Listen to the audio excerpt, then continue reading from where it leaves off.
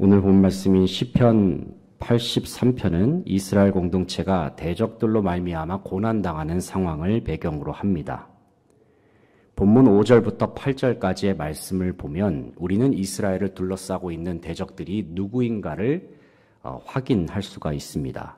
본문 5절부터 8절까지의 말씀을 함께 읽어보겠습니다. 5절부터 8절까지 시작. 그들이 한 마음으로 의논하고 주를 대적하여 서로 동맹하니 곧 에돔의 장막과 이스마엘인과 모압과 하갈인이며 그발과 암몬과 아말렉이며 블레셋과 두로 사람이요 아수르도 그들과 연합하여 롯 자손의 도움이 되었나이다. 아멘. 방금 읽은 말씀에서 우리는 이스라엘의 대적들이 무려 10개의 나라가 된다는 것을 알 수가 있습니다. 그것도 그 10개의 나라가 한 마음으로 동맹까지 맺어서 이스라엘을 공격하고 있습니다. 하지만 우리가 이스라엘의 역사를 들여다보면 이스라엘이 동맹을 맺은 10개의 나라로부터 공격을 당했던 일은 역사적으로 없습니다.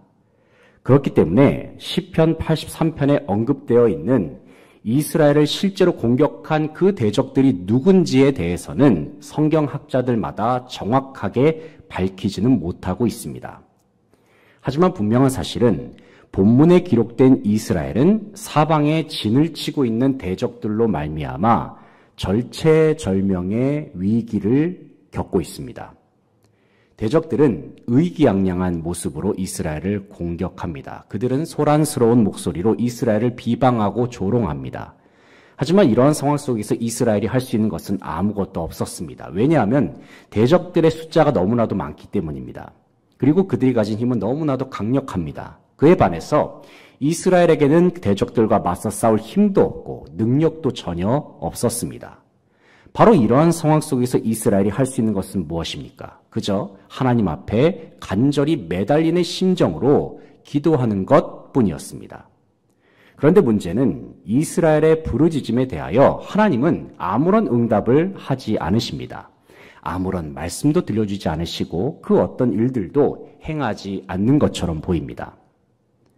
오늘 본 말씀에서 시편 기자는 간절한 기도에 침묵하신 하나님, 아무런 응답도 하지 않으시는 하나님 앞에 다급한 마음으로 계속해서 구원을 요청하고 있습니다. 본문 1절을 같이 한번 읽어보겠습니다. 1절입니다.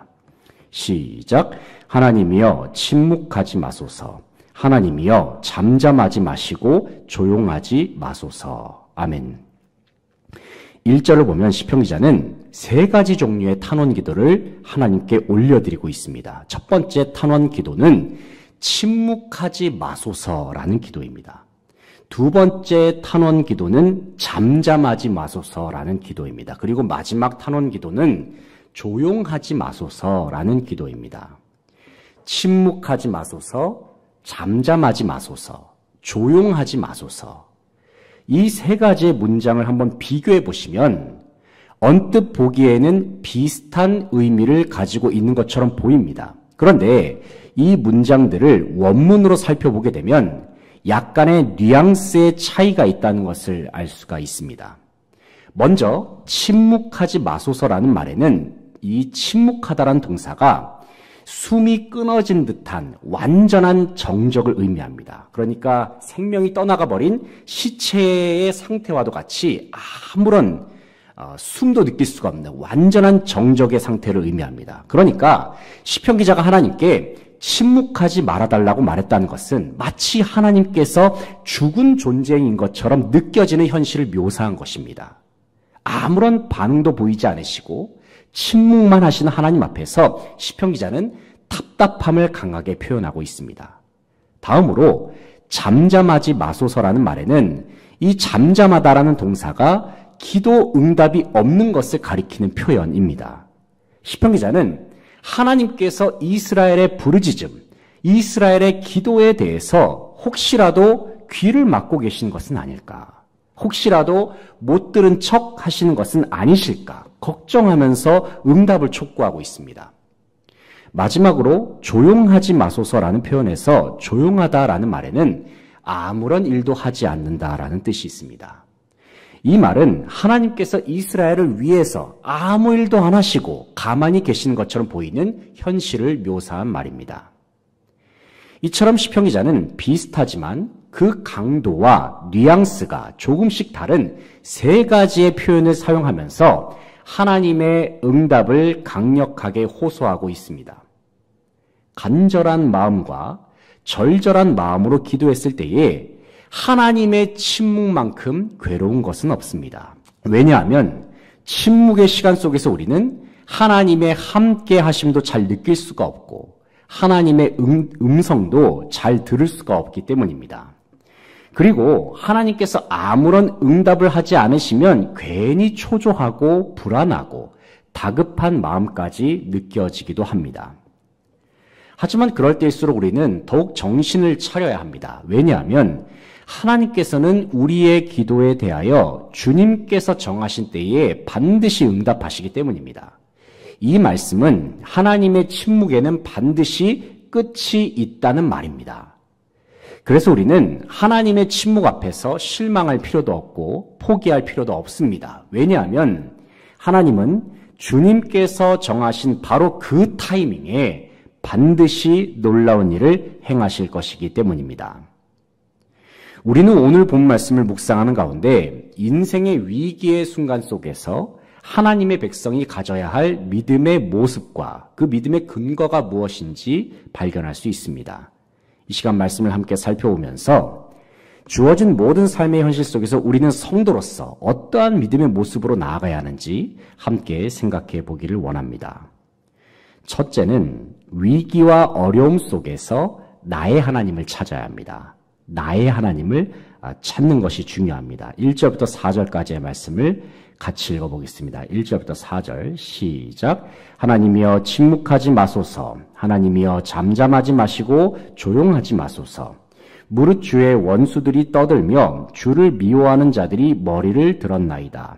그들이 주의 백성을 치려하여 간계를 꾀하여 주께서 숨기신 자를 치려고 서로 의논하여 말하기를 가서 그들을 멸하여 다시 나라가 되지 못하게 하여 이스라엘의 이름으로 다시는 기억되지 못하게 하자 하나이다. 아멘. 본문에서 시편 기자는 하나님을 다급하게 찾고 있습니다. 1절을 보시면 시편 기자가 하나님이여 라는 말을 두 번이나 반복해서 부르고 있죠. 하나님이여 라는 말 자체가 하나님 앞에 부르짖는 대표적인 표현입니다. 그것을 1절이 매우 짧은데도 불구하고 거기서 두 번이나 반복해서 부르고 있습니다. 그리고 앞서 살펴보았듯이 다른 표현으로 세 번 반복하면서 하나님께 도움을 요청하고 있습니다. 이처럼 시편 기자가 긴급하게 하나님의 도움을 요청하는 이유가 무엇일까요? 왜냐하면 원수들이 연합해서 동맹을 맺어서 하나님의 백성인 이스라엘을 공격하고 있기 때문입니다. 4절을 보시면 원수들은 이스라엘을 멸망시켜서 다시는 나라가 되지 못하게 하자 이렇게 말하고 있습니다. 그리고 이스라엘이란 이름 자체를 세상에서 완전히 지워버리자 이런 말들로 이스라엘에게 두려움을 안겨주고 있습니다. 아주 작정하고 이스라엘을 공격하려는 원수들의 모습이 묘사되고 있습니다. 그런데 시편 기자는 2절에서 원수들을 가리켜서 주의 원수들이라고 표현합니다. 주의 원수들, 주를 미워하는 자들이라고 지칭하고 있습니다. 그러나 사실 따지고 보면 원수들은 주님의 원수, 하나님의 원수라기보다는 이스라엘의 원수들이고 하나님을 미워하는 원수이기보다는 이스라엘을 미워하는 원수들입니다. 하지만 그럼에도 불구하고 시편 기자는 이스라엘의 원수들을 가리켜서 주의 원수들이라고 표현하고 있습니다. 이스라엘의 원수들이라고 표현하는 것이 아니라 주님의 원수들입니다라고 그렇게 표현하고 있다는 것이죠. 왜냐하면 시편 기자는 이스라엘과 하나님이 하나라는 사실을 굳게 믿고 있었기 때문입니다. 즉 하나님은 이스라엘의 하나님이시고 이스라엘은 하나님의 백성이다. 이 언약 관계를 시편 기자는 계속해서 신뢰하고 있었다는 말입니다. 그래서 3절을 보면 시편 기자는 이스라엘을 가리켜서 뭐라고 말합니까? 주의 백성이라고 말하고 있습니다. 또 주께서 숨기신 자라고 표현을 합니다. 시편 기자가 이와 같은 표현을 사용한 이유도 마찬가지로 하나님과 이스라엘은 신실한 언약 안에서 결코 분리될 수 없는 관계였기 때문입니다. 사랑하는 성도 여러분, 인생의 위기와 어려움 앞에서 우리가 하나님 앞에 부르짖을 수 있는 이유가 바로 여기에 있습니다. 왜냐하면 하나님은 바로 나의 하나님이요, 우리의 하나님이시기 때문입니다. 때로는 우리가 부르짖는데도 하나님께서 응답하지 않으시는 것 같고 침묵만 하시는 것처럼 느껴질 때가 있습니다. 하지만 하나님의 침묵은 결단코 계속되지 않습니다. 하나님은 반드시 침묵을 깨뜨리시고 주님께서 자기 백성으로 삼으신 자들을 위해서 구원을 행하여 주실 것입니다.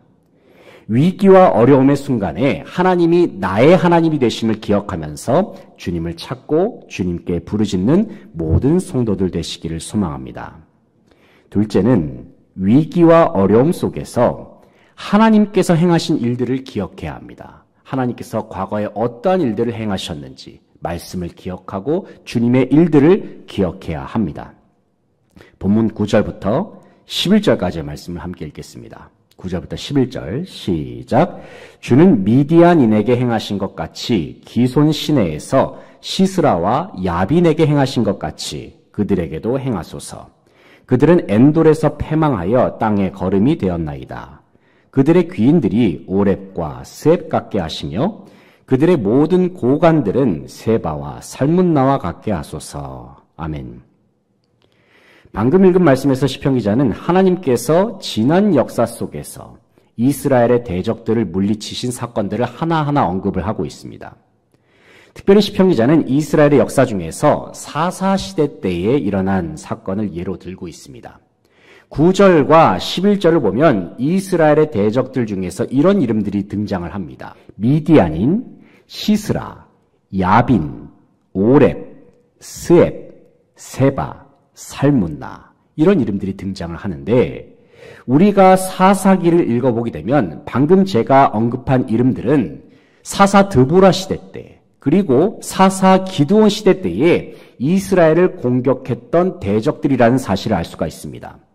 먼저 미디안인에 대해서 생각을 해보기를 원합니다. 하나님께서 사사 기드온이 이끄는 300명의 용사를 통해서 미디안 군사 13만 5천 명을 물리치셨습니다. 이때에 미디안의 방백이었던 오늘 본문에 나오는 오렙과 스앱 그리고 미디안의 왕이었던 세바와 살문나가 기드온과의 전쟁에서 비참한 최후를 맞이합니다. 또 하나님께서는 사사 드보라와 바락이 이끄는 이스라엘의 군대를 통해서 당시 가나안의 북부 지방을 다스렸던 시스라와 야빈을 물리쳐 주셨습니다. 지난 역사 속에서 이스라엘이 대적들과의 싸움에서 승리를 거둘 수 있는 그 이유가 무엇인가 성경은 이렇게 기록합니다. 왜냐하면 하나님께서 대적들을 이스라엘의 손에 붙여주셨기 때문입니다. 사사기 7장 9절을 보면 사사 기드온이 이끄는 이스라엘이 전쟁에서 승리한 요인을 가리켜서 성경은 다음과 같이 말씀합니다. 그 밤에 여호와께서 기드온에게 이르시되 일어나 진영으로 내려가라. 내가 그것을 내 손에 넘겨주었느니라. 하나님께서 기드온에게 대적들을 넘겨주셨습니다. 또 사사기 4장 23절 24절 말씀을 보면은 사사 드보라와 바락이 이끄는 이스라엘 군대가 전쟁에서 승리한 이유에 관해서 성경은 다음과 같이 말씀합니다.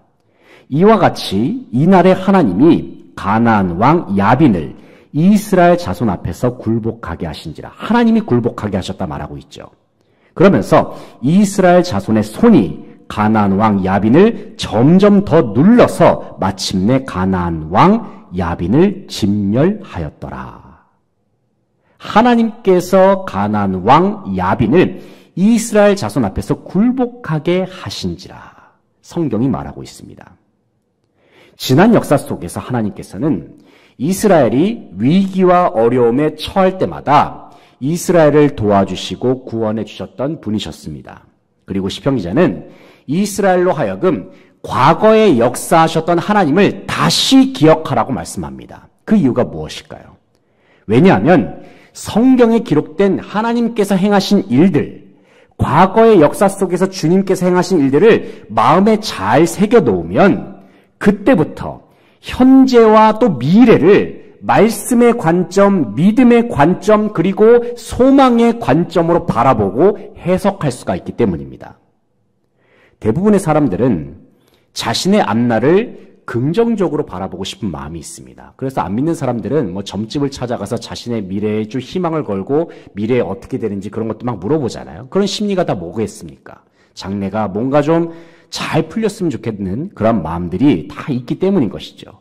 뭔가 긍정적으로 바라보고 싶은 마음, 희망적인 관점으로 미래를 보고 싶어하는 마음이 누구에게나 있습니다. 그런데 이와 같은 긍정적인 시각, 희망적인 관점은 내 스스로가 억지로 만들어낸다고 해서 생겨나지 않습니다. 바로 우리의 마음판에 하나님께서 행하신 일들, 하나님의 말씀을 우리의 마음판에 계속해서 새겨 나아갈 때에 그때부터 우리는 믿음과 소망의 관점으로 미래를 바라보는 눈, 다른 말로 하면 비전이 생겨난다는 것입니다.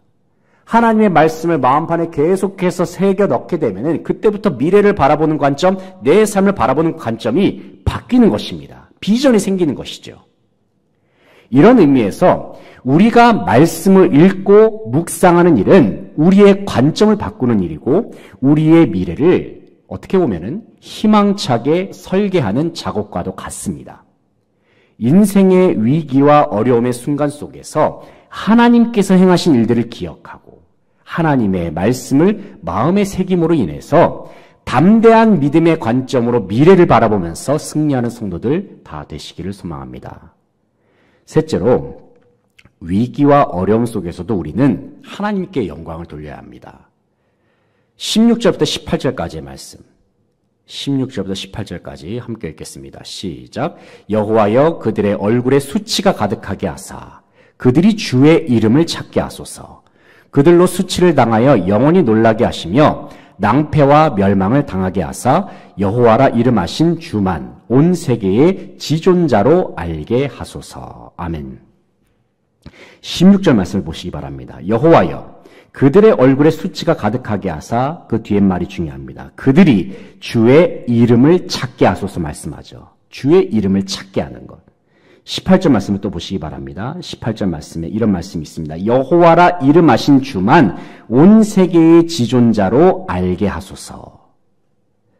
방금 읽은 말씀에서 시편 기자는 대적들이 심판을 당해야 하는 진정한 이유가 무엇인지 다음과 같이 말합니다. 그 대적들이 주님의 이름을 아는 것. 이것이 대적들이 심판을 당해야 하는 진정한 이유입니다.